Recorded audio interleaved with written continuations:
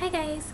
Okay, this evening I am talking about the difference between dandruff and dry scalp.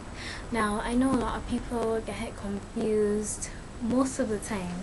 Even I got it confused until one day I was talking about it to a friend of mine and I was just like, maybe it's the same thing, but then I was like, no, it can't be because like, why would they have two different names to it? So I went and did my research and they are two different things. Now I'm going to talk about dry scalp first. Now dry scalp is when your scalp is being deprived of the natural oils that it needs, all the moisture that it needs. Therefore you will see when you scratch at it or something, you will see like a white flake. Like it should be white. If it's not white, it most likely, unless your hair is dirty, it most likely is dandruff. But usually persons who wash their hair incredibly often, they're usually stripping the scalp and the hair of natural oils. Therefore your scalp will get a lot drier and it will tend to flake. What I think you should do, because I did have dry scalp, but I noticed it, and what I did when I went into the bath, I concentrated a lot on the areas that I knew that I had dry scalp. So I basically really worked it in, like I scrubbed out the dry scalp so that I could basically start fresh with like fresh skin, I guess.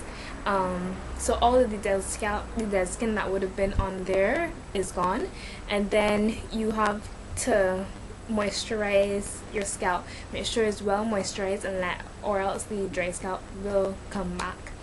Now, dandruff on the other hand, dandruff is an actual fungus that your scalp creates when you either have a reaction to some of the oils or moisturizers or lotions that you're putting in your hair. What can also happen is if you put too many oils in your hair, it can tend to clog up your pores, which would then also lead to the fungus, which would, there's something called sebum, and it comes out of your scalp and it creates like a layer on your scalp, and then when it dries or it stays there, it creates an actual flake. And these flakes are like thick, they're really thick, and they're usually a dark color, a very dark color. Well, for dark skinned people, it's usually a dark color, well, the color of your scalp, and it's really thick. And like you can, if your hair is open, you can basically pull one out and look at it, and if you have dandruff, that is. But what I think persons who do have dandruff should use, they should use something. There's a shampoo called Catazole, and it contains, what does it contain? It contains ketoconazole or ketoconazole, and it is basically an ingredient that fights the dandruff, and it's an antifungal, and I believe it works really well. Catazole can also be used for a lot of different funguses that can be found on your body, but that's the best thing to do for the dandruff. And also, before you actually go into the bath to do the shampoo, you need to actually sit down and part out your hair and actually go in with a fine tooth comb and lift up all of that dry scalp. Or else if you just go into the bath and you wet your hair will become matted, and it will be a lot harder to actually get out all of the dandruff.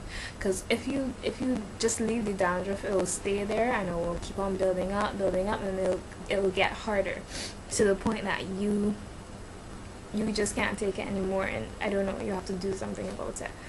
But that's the best thing that I think you should do before you get in. Comb it out, make sure that you actually part it out fine. You should probably get somebody else to do it for you if you don't think that you can do it thoroughly by yourself, and get all of that dandruff out. That's the only way. And then when you're done that, you can then go in the bath and use the Catazol. Keep in mind, Catazol is also very drying, so when you're done, make sure to deep condition your hair well. And yeah, that's the difference between dandruff and dry scalp. So I hope you like this video, guys, and subscribe and rate for more. Bye.